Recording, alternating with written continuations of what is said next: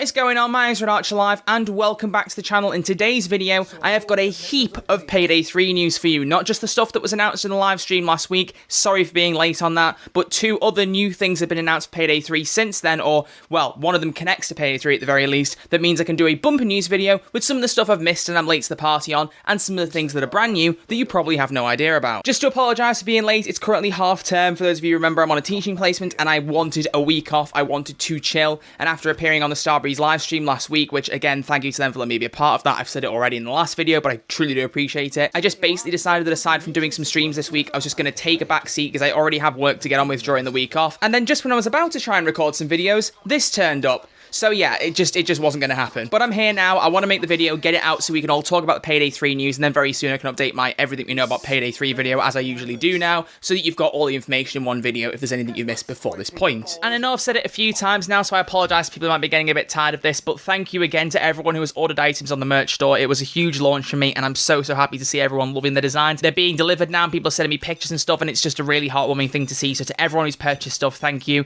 And to anyone who's interested in checking out the merch store, it's redarcherlive.com. You can see some listings below the YouTube video. I've set up the iteration, so you'll be able to see it. There will be new stuff coming very soon. I've got a new line coming very soon that the Payday fans will definitely love. I'm very excited to get it out there, and I hope you're all excited too. But yeah, make sure you head on over there, and just for today's video, use the code Payday3 for 5% off. Enjoy. But enough gabbing, let's just get into this. So we've got 4 things to cover in this Payday 3 news video. Returning characters confirmed with their outfits, location confirmed, crossplay potentially confirmed, and Payday 3 having a different writing team. So we're going to take each of these bit by bit. Let's start off with the 2 big things that happened during last Friday's stream. First off, the original 4, Dallas, Chains, Wolf, and Hoxton, have all been officially confirmed as coming back in Payday 3, as if it wasn't already obvious. Most of us here already deduced this when they released that concept art piece of them on the skyscraper a few months back around the E3 time. We all knew at that point, once we saw those 4 people there, that it was fair to assume they'd be coming back. We all kind of saw that coming, so that's not really a massive shock. But what was cool alongside that, though, was the outfits they teased for each character. Provided on screen now is the concept art that was shown during the Payday 10th anniversary livestream. You can see each of the 4 characters confirmed to return have got their own unique outfits and styles that are different to just having the same suit with different colours and different ties. You know, it's actually unique and makes the characters stand out more. Hoxton's got this little peacoat number on with the collar up, trying to think he's some kind of badass criminal Sherlock. I don't know what he's doing there, but he looks pretty damn trendy. Dallas with his trench coat, the brown and beige combinations, looks really suave. Chain's just ditching the jacket altogether, going a bit more hands-on, a bit more rough and tumble, because that's the kind of character role he fills. And then Wolf just looks amazing. I'm not going to lie to you. I love the way he's posing. I love the jacket. I love that he's using cable ties to hold up the sleeves. Hello? It just matches his character so well. I think they're so well done. And I like they're really trying to embrace more of the individuality of each character going forward. I think that's a really cool change to the game that I hope is reflected even more in the actual game. Because as right now, obviously, this is just concept art. Nothing here is confirmed to be the way it will be in the main game once they get to it. Of course, things will change in the next couple of years, no doubt. But if this is the kind of place they're at now, it does bode well for the future of the Payday 3 development cycle and for when it launches in 2023. As a result, I would anticipate that all the original voice actors will return for these characters except for Ulf Anderson. I don't know whether he's going to come back as Wolf. I mean, he hasn't voiced Wolf for years now. He's off doing his own thing with 10 Chambers, so I imagine Wolf might get recast, but it's safe to assume that Simon Kerr, Damien Poitier, and Pete Gold will all return to voice Dallas, Chains, and Hoxton respectively, and hopefully there'll be some live action things too, so Eric Etabari can shine again as Dallas, because I want that man to still be a part of Payday. He was a big part of the intro of the 10th anniversary livestream, and I don't want him getting left behind. He's a king and he deserves all the love that he gets. And of course, same goes for Josh Len, the face of Hoxton. Just bring live action stuff back, okay, Payday 3? Just bring live action stuff back. Thank you. That's point number 1 down. Let's move on next to point number 2. What was also confirmed during the 10th anniversary livestream was that Payday 3 was going to be based initially in New York. They did emphasize that the Payday gang can rob wherever they want, go worldwide, do what they need to, which is kind of what I was hoping they'd do in Payday 3.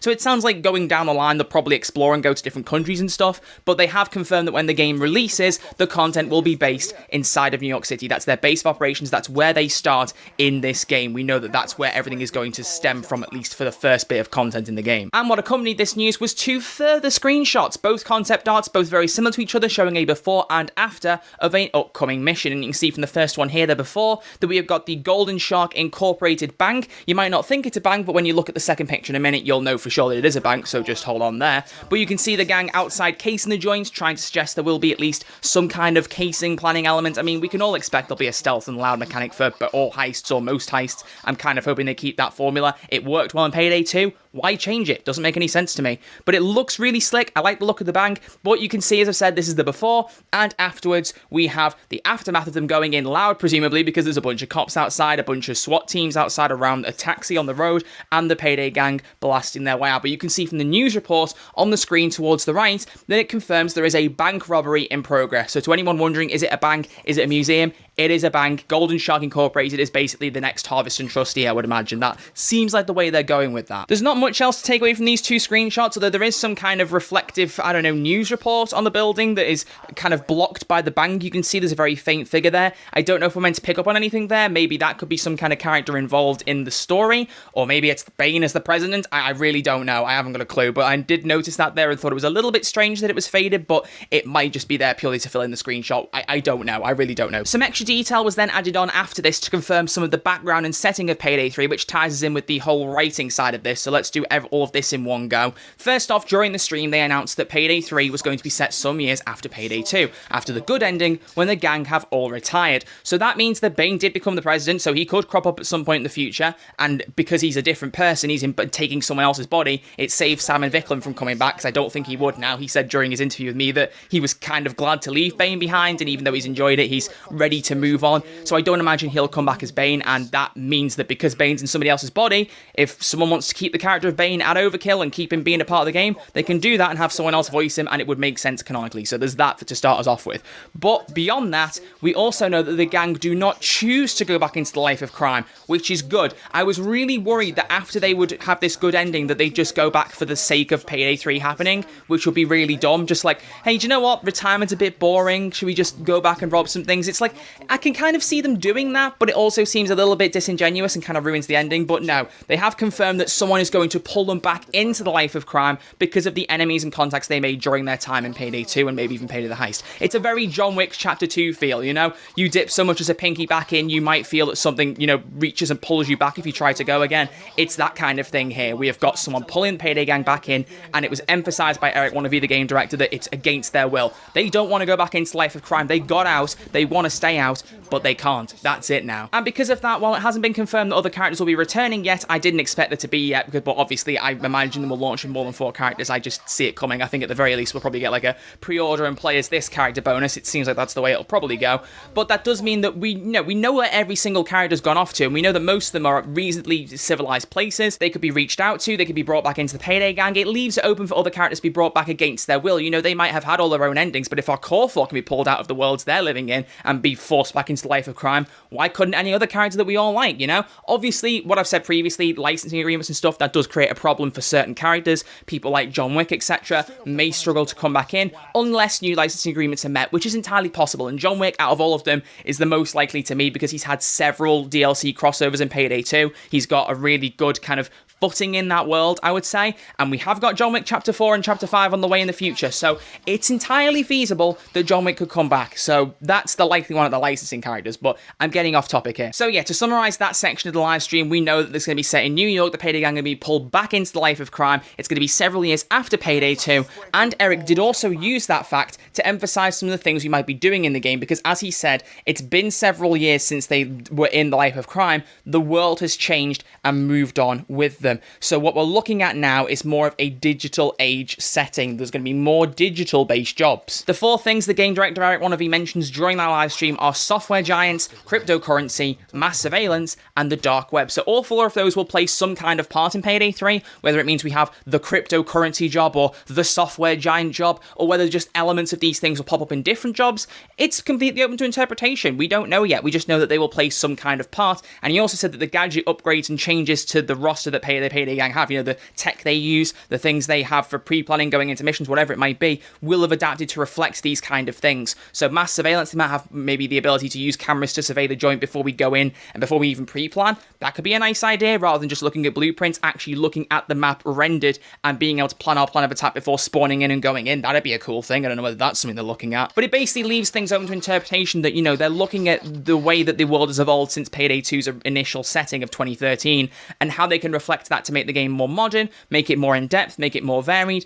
and I'm all for it. It sounds really good. But let's stay on the topic of lore, because the newer news with regards to that is that it was recently announced that Overkill wordsmith, also known as Joe, has left the company. Yes, it was announced a week ago, but I've only just found out about it today, and I don't imagine that everyone has seen it, so I'm sharing it for the sake of everyone being aware. Wordsmith was responsible for the main part of the storyline and the lore in the last year or so plus. In fact, more than a year, I'm pretty sure, but the last core chunk of Payday story, from Bane being kidnapped to the whole Bane becoming the president thing, Wordsmith was responsible for most, if not all of that. I think it pretty much was all just him, his mind, his design, which was fantastic. But he has left Overkill now. He is handing the keys of Payday lore off to a different person or a different team or a different group of people. I have no idea who's taking over it now, but it won't be the same person that wrote the ending of Payday 2. Now, you can take this as a good thing or a bad thing. It's up to you. Obviously, the way that Payday 2's storyline was done was very much, you know, towards the end of the game. It was put in as more of a, we need to have some kind of story because we didn't really have a proper one at the start of the game. Whether they tried to say they had lore or not, there wasn't much to the story of Payday 2 when it first launched. You know, we had these different jobs and different contacts, but it never really felt like they connected very well. It never really felt like there was much of a flow from point A to point B to point C, which didn't really matter, I wouldn't have said. I liked the direction they took with the story in the end, and I really am glad it has that now.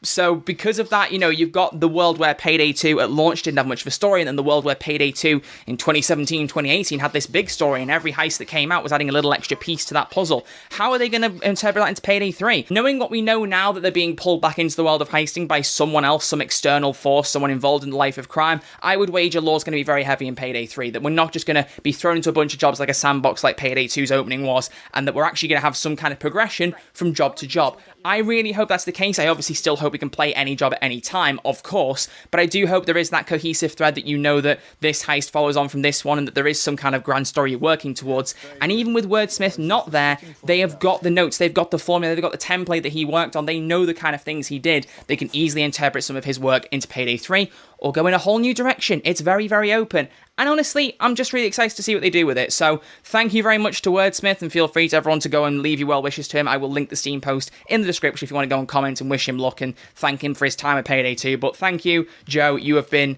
an absolute legend. You've done some fantastic stuff for the story, and I am excited to see what you do next, because you've been brilliant. You really, really have. But as for Payday 3, we'll see what that means. We really, really will. Could be a good thing, could be a bad thing, but right now, it is much too early to tell. And that leaves us with the final part of today's video. Let's talk about the potential confirmation of crossplay in Payday 3. This is one of the top features that I said to you all in previous videos I desperately, desperately wanted Payday 3 to have, and it seems like Starbreeze Studios as a company have just taken the first step to potentially signifying there will be crossplay in Payday 3. So let me explain what I'm on about here. They posted yesterday that Starbreeze Studios are to launch a player services platform called Starbreeze Accounts. Starbreeze is launching a player account service currently under the working title Starbreeze Accounts to provide players with streamlined access to their favourite Starbreeze titles, exclusive in-game items, incentives for current and future titles, and more. Starting today, players can join the beta by signing up and connecting their Steam accounts to their Starbreeze account. Again, I'll link this all in the description, feel free to go check it out, and be the first to enjoy the new line of services unique to the Starbreeze player community. With Starbreeze Accounts, Starbreeze aims to provide more value to loyal players in a modernised way.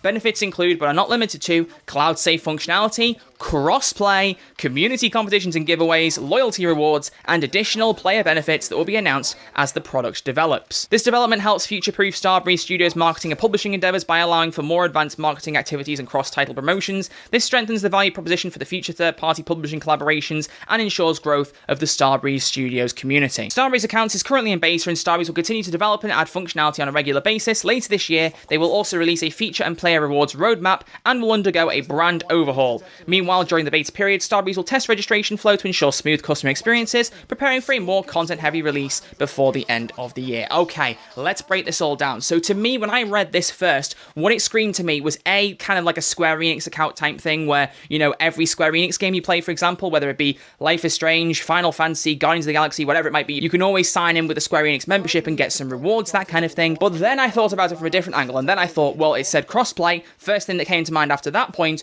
Activision accounts. If you don't play Call of Duty much these days, the way that crossplay works in Call of Duty, in both Call of Duty Black Ops Cold War and also the upcoming Call of Duty Vanguard, is that you will be able to add people from their Activision COD account, and that's how you play crossplay. You know, you still have your console or PC account connected to the game, but it's the Activision username you use to invite people to games, and that's how PS4 people can play with PC, or PC can play with Xbox Series X, whatever it might be. And it's all connected to this Activision account. So it seems like Starbreeze Studios are trying to take bits from different ones, you know, the reward system, that the Square Enix account has, but also mainly this crossplay thing. That's what I'm pulling away from here, because this is the thing to take away. Crossplay across player accounts. Now, Starbreeze is saying this is for their future games and the future publishing endeavors. We all know after Starbreeze nearly went bankrupt, they sold off almost all, if not all, of their publishing rights. All the things they were working on as a publisher are gone. Psychonauts 2 came out. That was a game that Starbreeze was publishing for a good while until they had to sell the rights back to the developers because they couldn't afford to do it. They didn't have the money and they needed to get some money out of it. So while Starbreeze is saying right now this is for us to publish things, unless there's stuff they haven't announced, which of course is entirely possible,